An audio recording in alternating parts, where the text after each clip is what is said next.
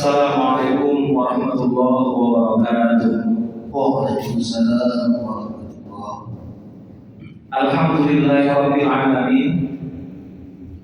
Wa bihi nasta'inu ala umuri dunya waddin. Wassalatu wassalamu ala asyrafil anbiya'i wal mursalin wa ala alihi wa sahbihi ajma'in. Allahumma subhanaka la ilma lana illa ma 'allamtana innaka antal alimul hakim.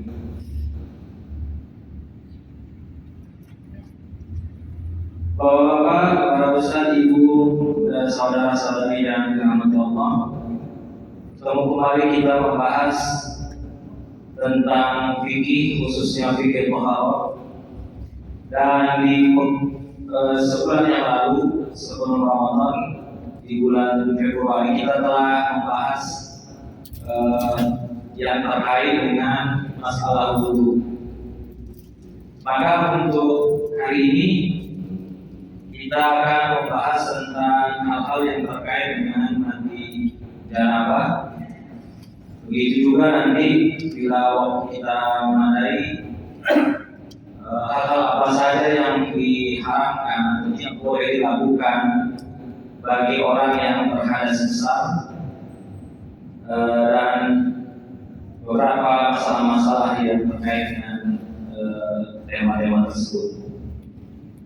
Baik, hadirin hadirat rahimakumullah, tentang mandi yang kita bahas pada hari ini adalah terkait dengan mandi janabah atau mandi yang disebabkan karena junub, dan juga nanti yang terkait dengan masalah-masalah yang terkait dengan selain persoalan junub tetapi mewajibkan untuk kita melakukan mandi besar atau mandi yang setara dengan mandi junub.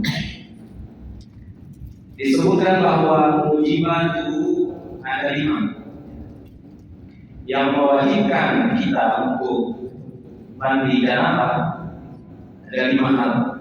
Yang pertama, khurujul mandi bisyahwah, keluarnya sperma atau baik yang laki-laki maupun perempuan, baik karena bermimpi pada waktu tertidur ataupun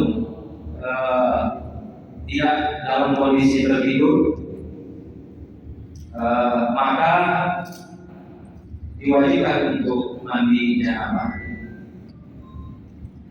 Dan adapun nanti yang terkait dengan hubungan suami istri nanti pada bagian keduanya, karena di bagian pertama itu juga ada beberapa masalah yang harus kita bahas.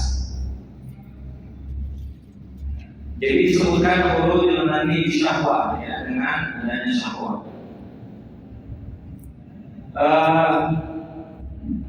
Di mazhab Syafi'i tidak mensyaratkan adanya syahwat, asalkan dia keluar, maka Rasul di dalam fikih Syafi'i mengatakan wajib mandi janabah berdasarkan sabda Rasulullah SAW, al-ma'u minal ma'u. Jikalau ada terlihat air, ya, air yang dimaksudkan itu adalah air mandi. Al-ma'u minal ma'u artinya air dari air. Jadi bila mana terlihat pada seseorang adanya spermanya, maka itu adalah mewajibkan dia mandi. Jadi al-ma'u minal ma'u, air maksudnya air mandi janabah, itu diharuskan untuk dilakukan karena disebabkan adanya air yang dimasukkan itu adalah sperma. Ini hadis diriwayatkan oleh Imam Muslim. Kemudian dalil berikutnya yang terkait dengan kewajiban mandi bila dibarengi dengan syahwat adalah riwayat Ummu Salamah yaitu istri baginda Nabi Muhammad SAW, bahwa seorang sahabiah yang terkenal yang bernama Ummu Sulaim berkata, "Wahai Rasulullah SAW, Inna Allah la yastahi minal haqq."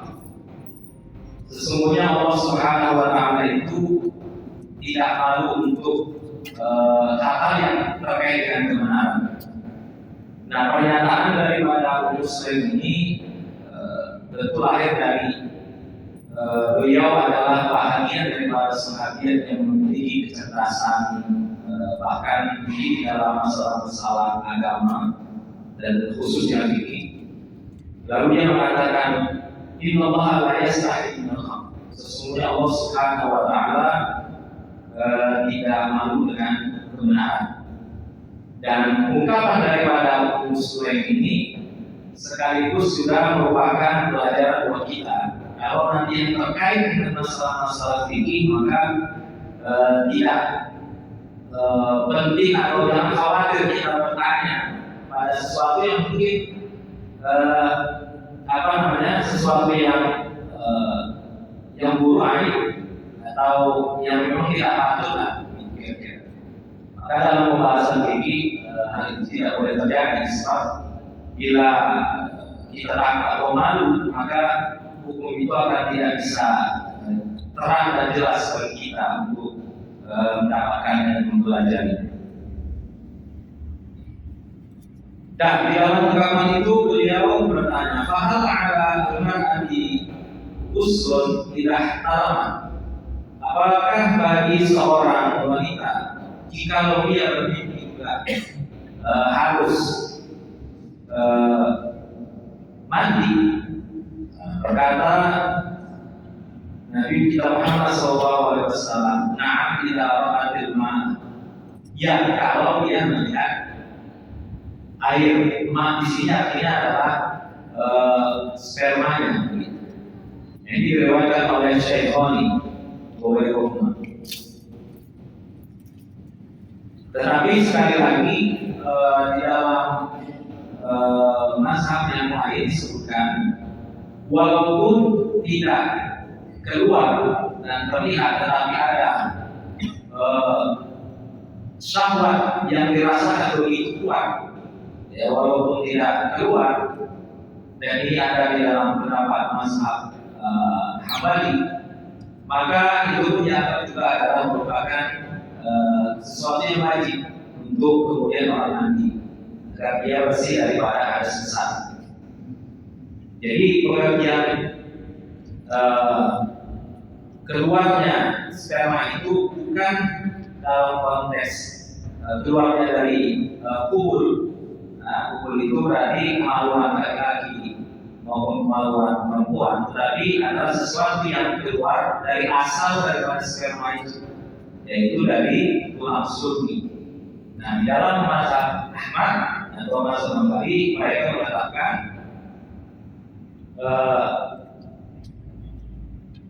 wajibnya atau tetapnya seseorang itu harus mandi wajib.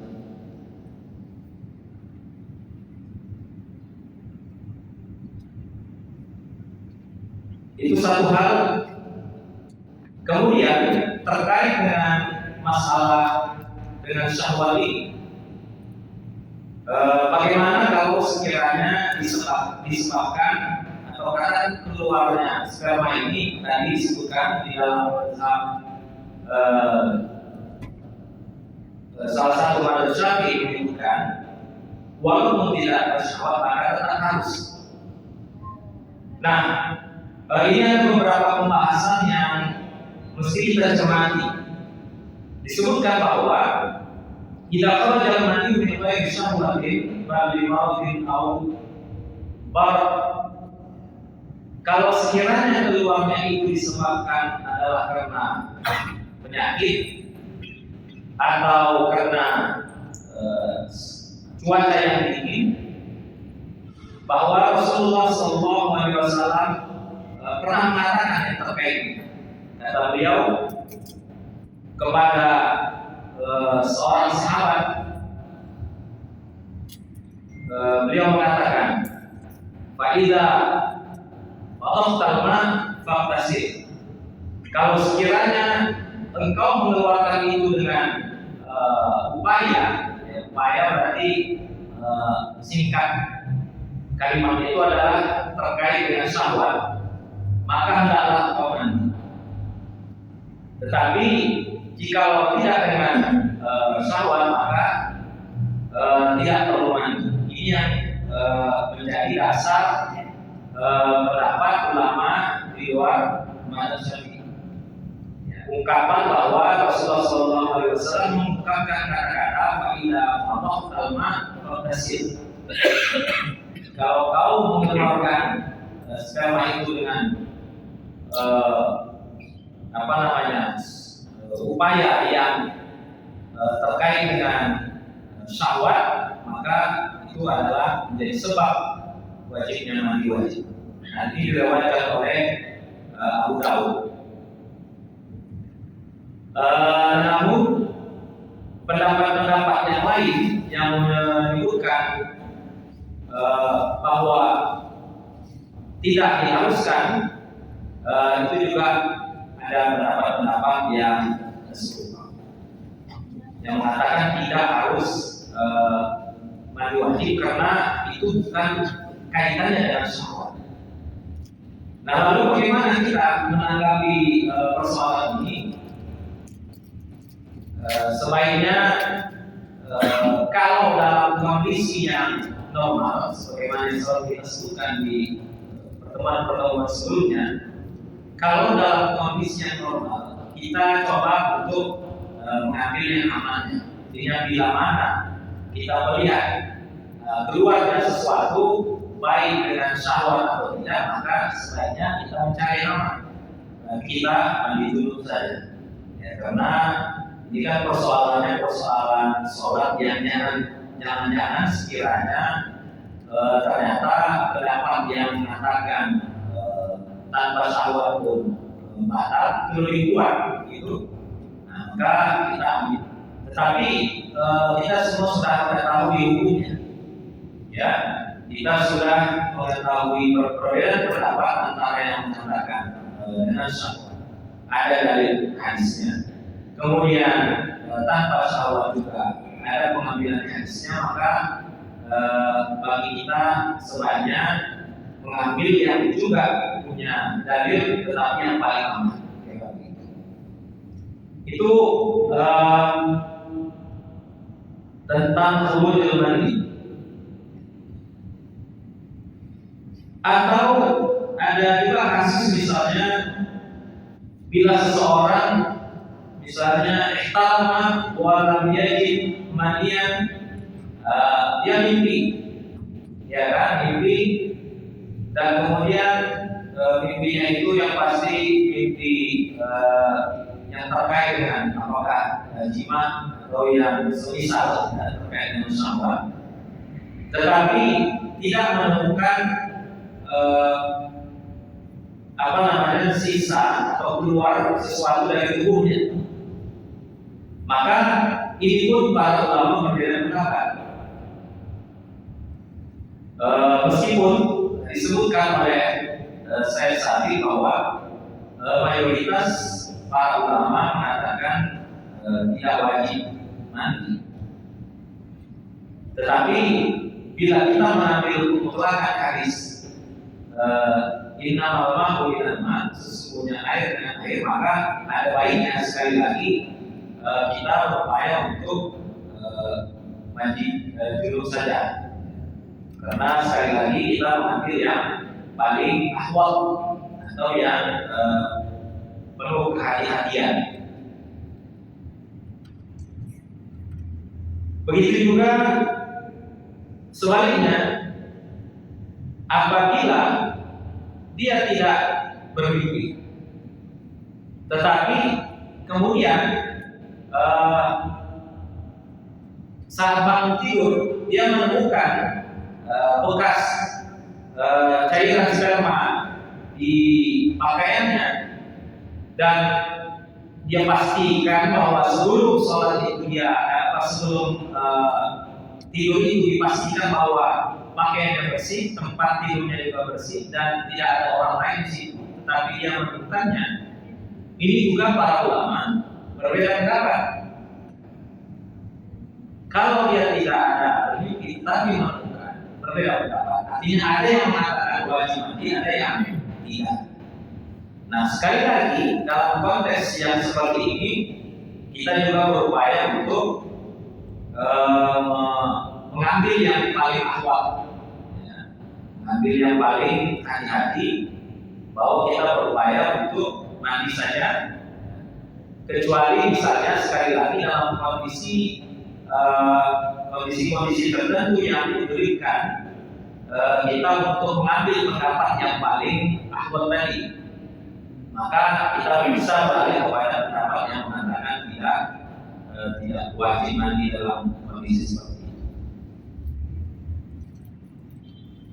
Atau misalnya ada kasus yang sering dibicarakan oleh para fuqaha, atau yang ada, ya bukan sering tapi ada di dalam pembahasan para fuqaha.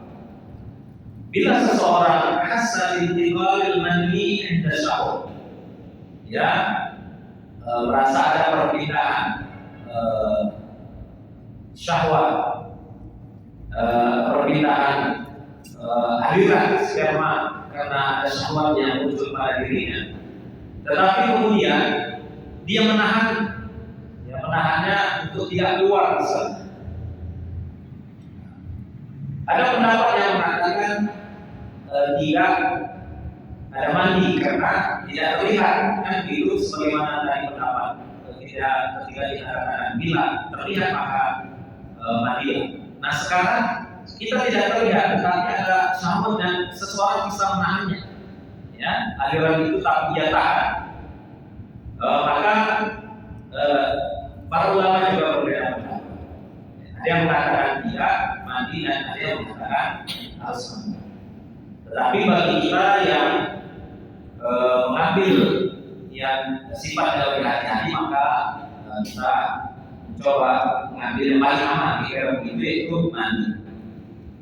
Begitu juga misalnya bila seseorang ya sudah mandi wajib, sudah mandi, lalu kemudian tanpa adanya syahwat, kemudian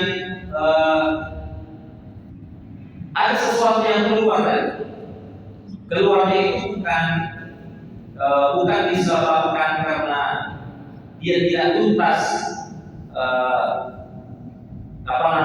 berdehernya, maksudnya membersihkan kemaluannya dari, mungkin ada sisa cairan yang belum keluar seluruhnya. Nah, oleh sebab itu nanti kita dalam pembahasan tata cara mandi kita akan jelaskan lebih konkret tentang bab atau bagaimana cara mandi yang sesuai dengan yang dituntut oleh baginda Nabi Muhammad SAW. Sebutkan bila seseorang sudah mandi kemudian amna itu berarti keluar lagi spermanya, ya, dan waktunya tidak jauh daripada habis mandi itu, maka ada yang mengatakan wajib mandi, ada yang tidak wajib. Kalau di dalam ungkapan Imam An-Nawawi waktu menjelaskan kitab Al-Muhadzab Imam Asy-Syirazi, ya beliau ada menyebutkan tetap seseorang itu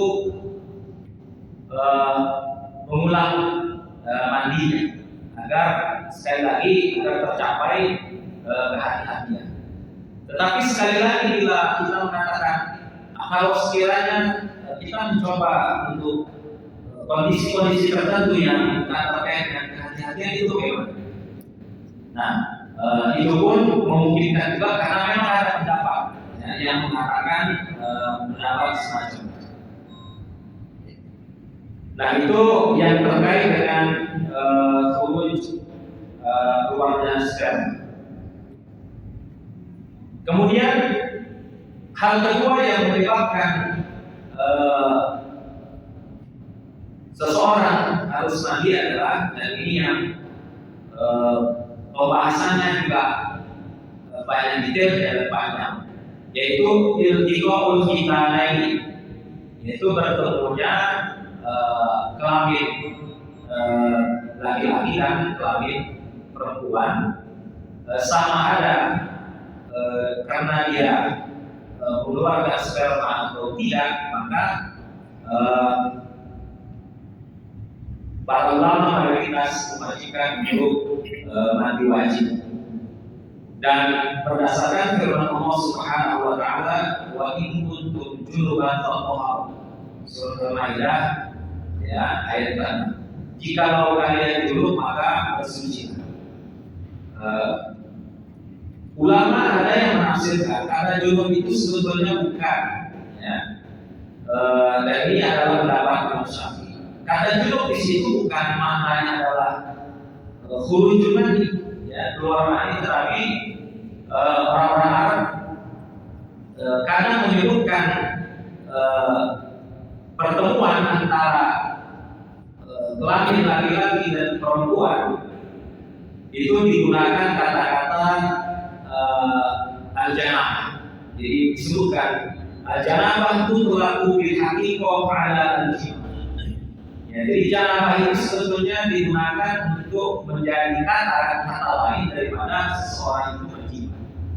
Ya, dan begitu kata Imam Syafi'i. Wa illam yakun fi insan, meskipun tidak terjadi keluarnya sperma, maka dalam kondisi yang seperti ini maka wajib seseorang itu mandi. Dan tentang seperti apa ukuran detailnya kayak gitu, Imam Al-Ghazali mendetailkan ya, pertemuan kita ini. Jadi yang dimaksud dengan pertemuan kita itu adalah ujung kemaluan yang dari seorang laki-laki yang masuk seukuran, kira-kira begitu.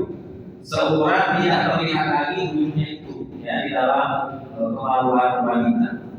Tetapi sekali lagi ada pendapat yang mengatakan pokoknya menggunakan ungkapan ya, dari Nabi yang pasti saja, yang secara zahir saja, yaitu di dalam takok ya, pertemuan itu tidak mensyaratkan bentuk detailnya atau prosesnya detailnya seperti apa. Pokoknya terjadi pertemuan, sama ada keluar spermanya atau tidak, ataupun kemudian apakah dalam ukuran milimeter tertentu dan seterusnya, itu tidak mungkin penting bagi kita. Apalagi kita di Indonesia ini segala sesuatu yang bisa tersedia dengan mudah akhirnya banyak, ya maka tidak perlu mungkin bagi kita mendetailkan kajian tentang bagaimana prosesnya. Yang pasti bila terjadi pertemuan itu, maka kita mewajibkan diri kita untuk nanti. Masih ada waktu? Itu yang kedua. Kemudian yang ketiga, sebab seseorang itu harus mandi adalah inqita'ul haid wal nifas. Ya, sesudah haid dan nifas, dan kemudian ditambahkan oleh mazhab yang lain kalau di dalam kitab berpuasa tidak menyebutkan yang berikut ini, karena ini bukan lagi kewajiban pada diri seseorang, tetapi adalah kewajiban yang ada pada kita dalam konteks fardu kifayah, yaitu adalah bila mana seseorang wafat, maka fardu kifayah kita adalah untuk memandikannya. Kemudian yang terakhir adalah apabila seseorang masuk ke dalam Islam, mayoritas ulama mengatakan wajib baginya untuk mandi janabah. Ya, bila seseorang masuk ke dalam Islam atau mualaf. Ini masalah-masalah yang pokok terkait dengan mandi ini, dan mungkin ada baiknya masuk kita ke tanya jawab Ustaz untuk bisa mungkin ada hal-hal yang ingin kita detailkan dalam diskusi kita nanti. Wallahu a'lam bishawab. Ya, kami persilakan kepada Bapak Ibu yang ingin bertanya seputar yang disampaikan tentang mandi janabah ataupun yang lainnya. Kami persilakan kepada Bapak Ibu yang segala hormat.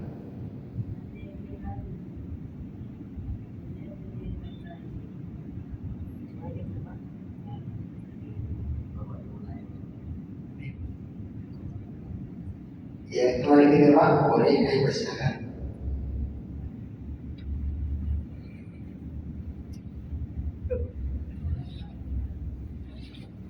Iya, dengan ibu di belakang juga kalau ada kira-kira.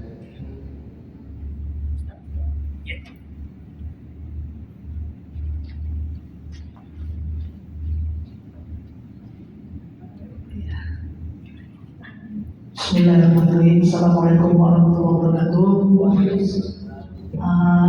Ini terkait dengan mandi junub ya Ustaz. Jadi pertama manusia kan tempatnya lupa Ustaz. Jadi semisalnya malam kita berhubungan pagi, kesiangan bangun. Kebetulan hari Jumat ya Ustaz. Lupa mandi junubnya. Teringat pas sholat Jumat. Nah itu bagaimana hukumnya Ustaz? Mungkin saja terima kasih. Assalamualaikum warahmatullahi wabarakatuh.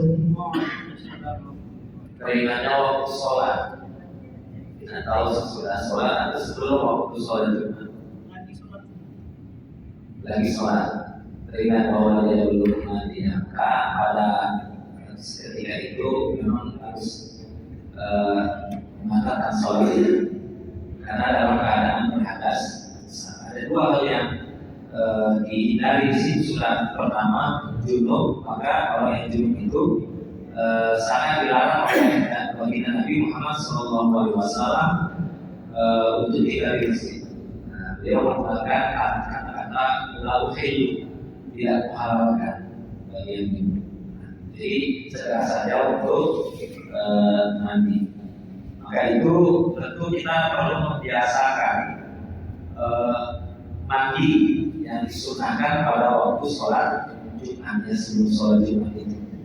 Walaupun kalau sekiranya kita sholat itu niatnya adalah mengambil sunnah daripada mandi, bukan karena junub dari malam, maka pertanyaannya junub yang dari malam itu sudah hilangkan status junubnya. Jawabannya, kalau dalam konteks kajian fikih belum menggantikan junubnya. Ya, bagi yang berpendapat bahwa mandi junub itu harus niat, gitu. Tetapi bagi yang mengatakan di sebagian mazhab Hambali, mandi junub tak perlu niat. Pokoknya waktu kita mandi junub itu ya untuk membuang menghilangkan air sisa. Tapi di dalam pendapat yang lebih hati-hati, bila sekiranya kita mandi niatnya ikhlas, bawaannya langsung dari malam dulu, tapi lupa untuk mandi katakanlah subuhnya juga katakan lupa dan seterusnya. Dan dalam ini boleh juga kita berandai-andai, tapi mungkin kecil kemungkinan itu terjadi. Kalau itu terjadi memang 1 dari 100% kejadian mungkin, atau dari 1000% kejadian. Nah, anggaplah begitu, maka kalau dia mandinya adalah dalam konteks untuk mengambil sunnahnya, maka hadis sesatnya belum tergantikan. Ya, jadi itu Pak. Makanya bagi orang yang berhubungan badan kemudian sampai kepada insan atau keluar mengupayakan sebelum tidur minimum tidak kita dalam keadaan tidur upayakanlah berwudu minimal di situ. Ya, upayakan berwudu. Dan kalau memang sekiranya sudah melewati jam 12, katakan jam 1, itu adalah jam-jam yang sebetulnya tidak masalah dengan mandi, dan itu bagus sebetulnya. Ya, bukan di bawah jam 12 ke bawah, dari maghrib sampai jam 12. Maka mandilah, karena memang mandi di jam-jam itu juga memiliki fadilah dan kebaikan ya untuk kesehatan kita. Kecuali memang ada rekomendasi dari dokter untuk tidak dilakukan. Jadi begitulah kira-kira prakteknya nanti.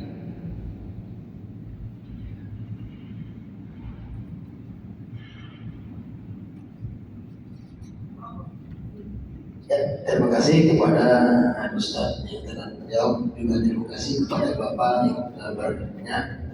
Kami persilakan kembali kepada Bapak Ibu yang masih ingin bertanya.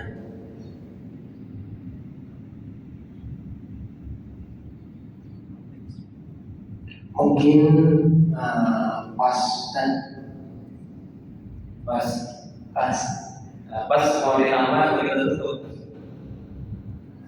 Oh, Ustaz. Oh, kasih ya. Saya mau mengajukan pertanyaan. Coba kira-kira dijawab. Baik, jazakallahu khairan. Yang pertama Ustaz mungkin pernah bukan hanya mandi wajib terus dalam konteks wudu boleh Ustaz ya. Jadi pernah ada kami kan kalau di kantor Ustaz, kadang ada yang wudunya itu di apa nih di kamar mandi, kamar mandi. Jadi semenjak dari udah turun ke bawah ini udah wudu lah posisinya. Nah, jadi sempat berguyon gini Ustaz. Jadi kita wudunya kan wastafel Ustaz. Karena kita susah untuk angkat kaki ke atas untuk bisa basuh kaki. Boleh nggak Ustaz dalam posisi ini kita wudu sampai posisi di keran, di keran. Habis itu nyampe di sini Ustaz tinggal terakhir membasuh kakinya, tinggal yang kurangnya gitu Ustaz. Nah itu yang pertama Ustaz. Kemudian Ustaz, terkadang misalnya ini terkait dengan mandi janabah Ustaz. Boleh nggak Ustaz? Saya kalau misalnya gitu Ustaz, tiba-tiba pagi gitu, misalnya dari mandinya tadi kondisi yang tadi di mana kita pagi mau mandi dulu. Ternyata sebelum mandi, misalnya itu tempat kita mencukur bulu-bulu yang ada di kita gitu. Nah, jadi karena dia kayaknya aja belum bersih gitu, jadi kita cukur dulu lah, jadi buat apa yang lainnya. Nah, terus baru kita mandi. Nah itu posisinya seperti apa ya Ustaz? Apakah kemudian rambut yang tadi itu harus kita basuh dulu? Nah kurang lebih itu Ustaz. Terima kasih. Baik. Untuk yang pertanyaan pertama tadi tentang wudu kaki ya.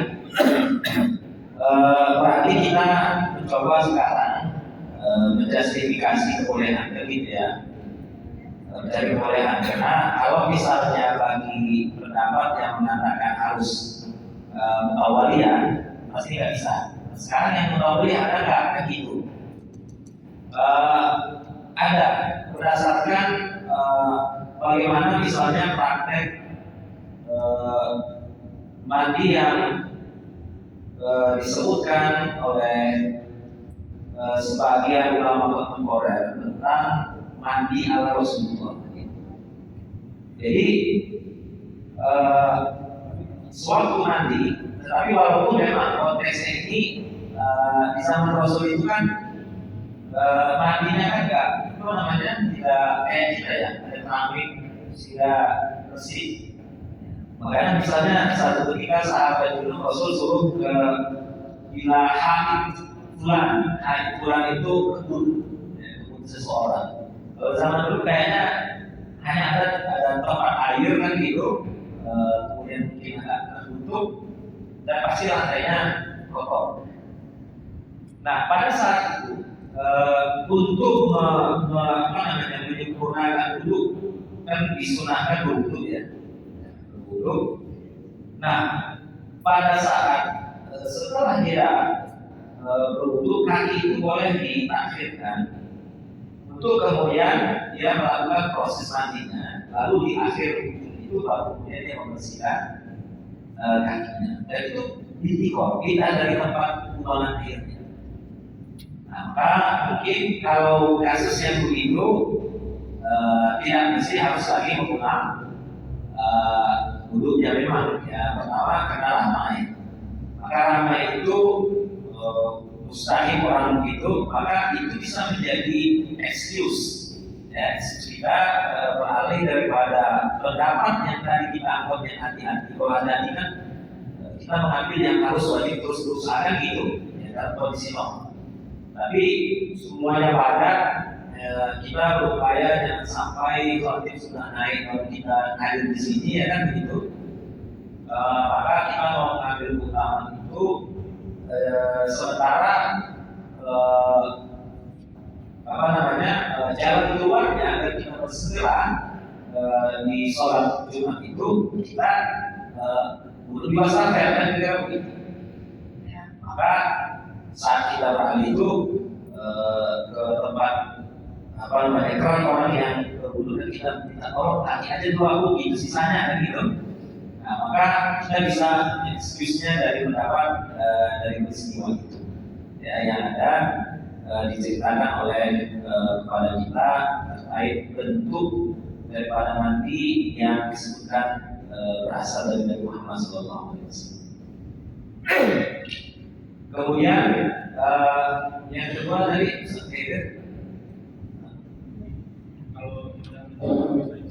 oh ya, apakah harus dikumpulkan lagi kemudian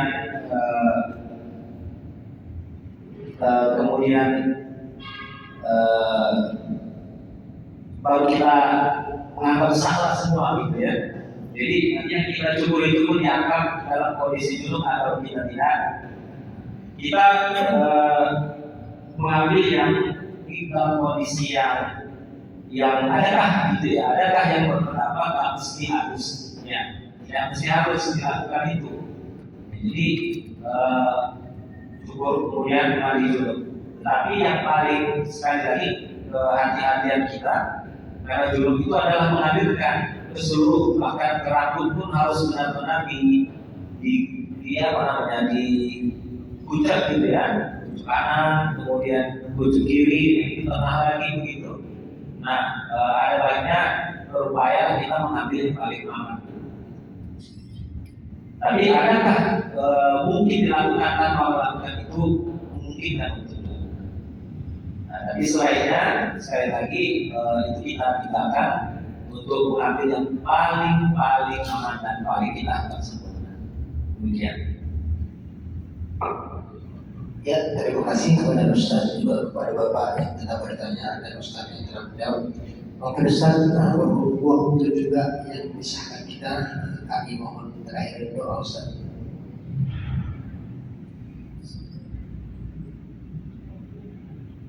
Alhamdulillahi Rabbil Alamin hamdan yuwafi ni'amahu wa yukafi mazidah. Ya Rabbana lakal hamdu kama yanbaghi li jalali wajhikal karim wa 'azimi sultanik.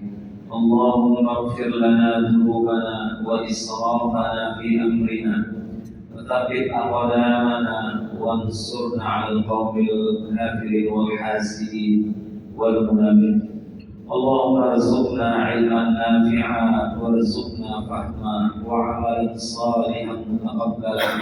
اللهم اجعل جمعنا هذا جمعا مرحوما واجعل من بعد تفرقه تفرقا معصوما. ربنا آتنا في الدنيا حسنة وفي الآخرة حسنة وقنا عذاب النار. صلى الله على نبينا محمد وعلى آله وصحبه وبارك وسلم والحمد لله رب العالمين. Assalamualaikum warahmatullahi wabarakatuh. Waalaikumsalam.